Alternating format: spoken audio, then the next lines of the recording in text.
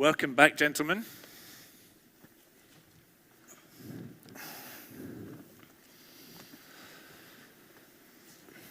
Right, Ali, if I could start with you. So you started the show today. You gave a keynote presentation about putting citizens first and the importance of digital innovation and e-government. What do you think of what you've heard today? Have you heard what you wanted to hear?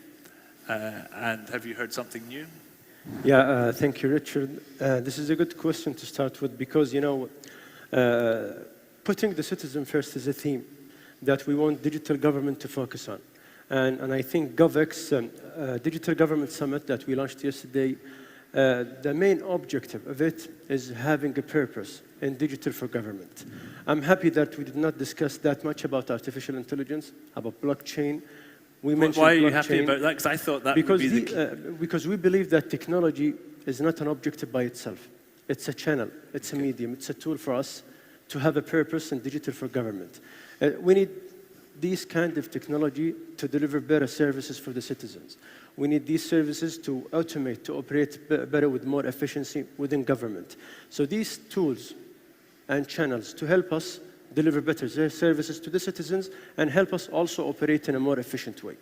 Okay, thank you. And Mohammed, what has stood out for you? So you excellently moderated the Putting Citizens First panel this morning, the first session, and you've been involved in the formulation of the event. So has it achieved or has it brought out the themes that you expected the event to bring Pretty much so. I think, look, the most important thing that came out really as a key theme from the whole day is that the challenge of citizen centricity is too big for governments on their own to solve. It requires cross-border collaboration with governments. It also requires the masses to be mobilized, whether it's citizens themselves, whether it's businesses, it's the educational sector. It's about a collaborative effort. Unless you connect and bring them all together, you're going to make incremental changes. And the other thing most important that came out, and even after the session we were having discussions, the immense amount of interest by every government to contribute to something broader than their own government is what I think is a great takeaway. So there's a lot of interest to collaborate and share beyond any commercial means or needs. So those are two things which really resonated well, I think, in the session this morning. And of course, you've talked about data and other things which are quite critical. How do you manage all of those things? But citizen centricity or citizen will not come first unless we really understand them, number one, and we collaborate, number two. And Kevin, you're the organizer of this event. I think it's been a fantastic event, so well done. Congratulations. What do you think, where do we go from here? So we've put together a lot of people, we've touched on a lot of themes. How do you think we should take it forward in terms of, you know, do we just have another conference or do we break into more focused streams, or what would work from an event point of view, do you think? Oh, well, first of all, assalamu alaikum, and we've been absolutely delighted to be involved in what has been a wonderful journey in these last few months to put this together. What's so exciting about the project when it was brought to me was the fact that we were focusing on the citizen. In other words, everything that we do at Global Government Forum is all about supporting civil servants to do their jobs better. And that is about helping each other to learn from each other. You've got all the experience and expertise and the knowledge. It's about helping to facilitate you to learn from one another and really work out what those challenges are. So when we look at this program, it's making sure that it hits the real important points that you guys needed to address. And in order to do that, when you say, okay, we need to put citizens first, and this is it, then you break that down into the elements. What do you need to do in your organizations in order to be able to achieve that outcome? And that's how this agenda came about.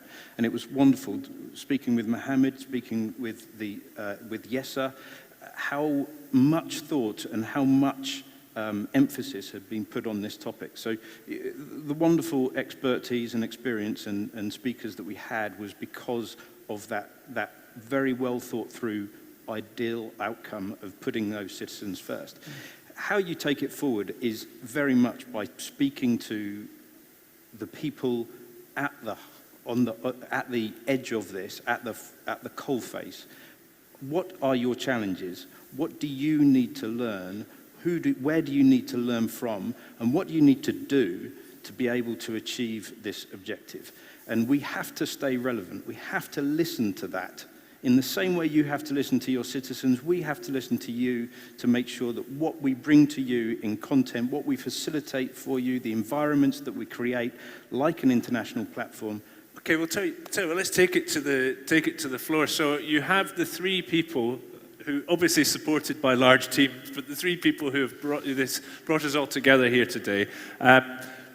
They want to hear what has this been, this was for you, has it been useful, what stood out for you, what feedback can you give to the guys? So if you can raise your hands if you have a point you would like to make, or a question you would like to ask, or a suggestion for how we go forward from here, please raise your hand and we'll bring the microphone across to you.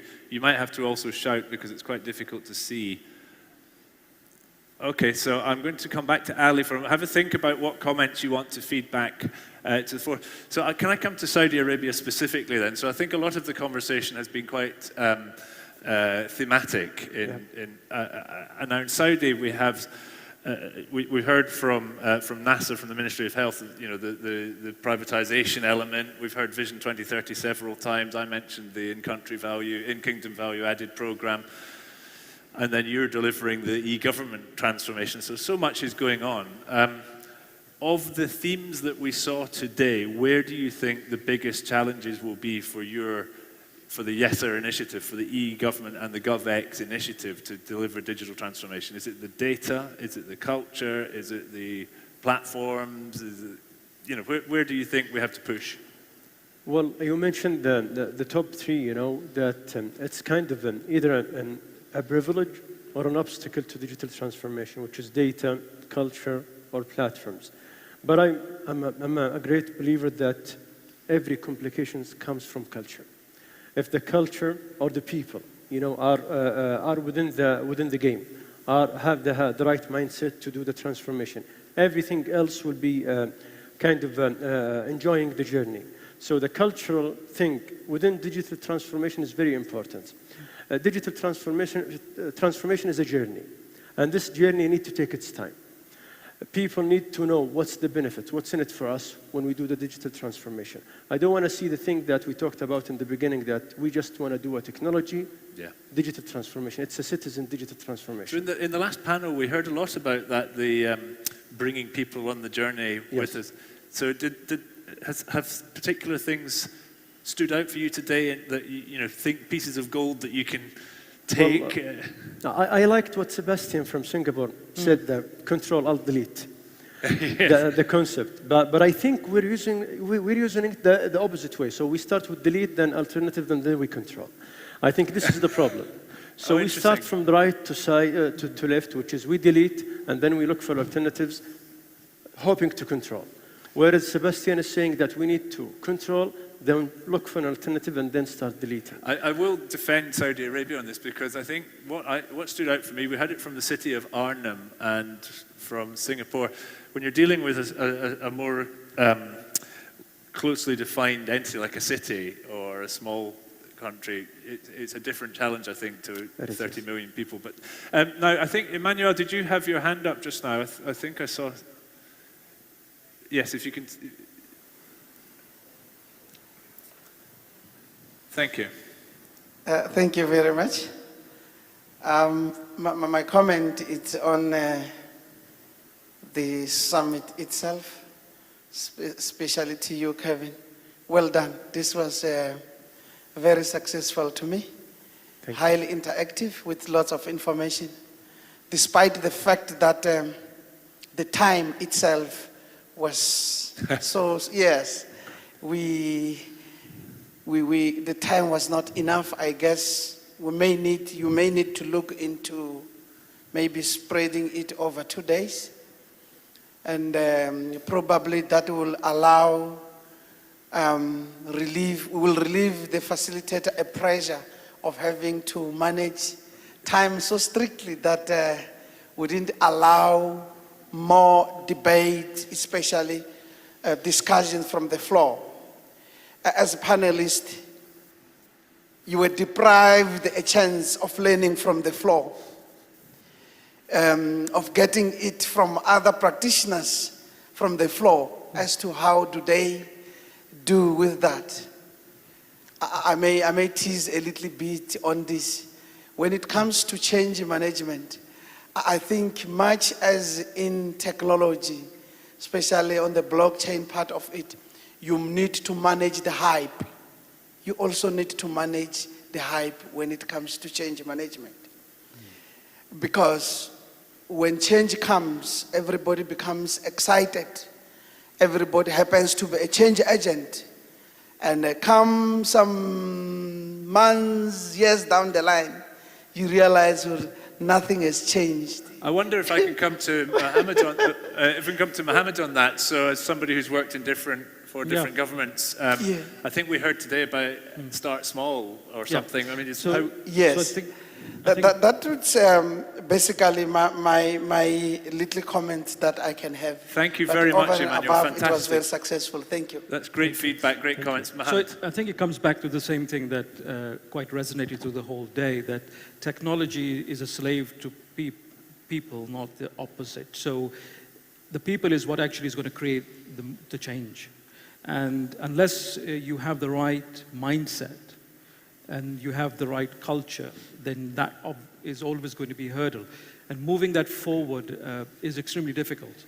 And I think it was Sebastian, I think from Singapore, who was talking about he hires for culture, not the opposite way. So that's number one, I think, in terms of when you do go about trying to change and you are looking to change the mindset, the most important thing that has resonated through the different experiences I've had is how do you make it personal for the individuals who you are looking for being part of this change? What's in it for them? How do we make it connected to them and their reward and recognition somehow so that the motivation is there from there? It's not about someone driving it through a stick. But that's the most important, is getting that alignment. The masses somehow shifting towards wanting something to happen. Okay, thank you very much. Now we have a question from the front. If you can say your name and your organization.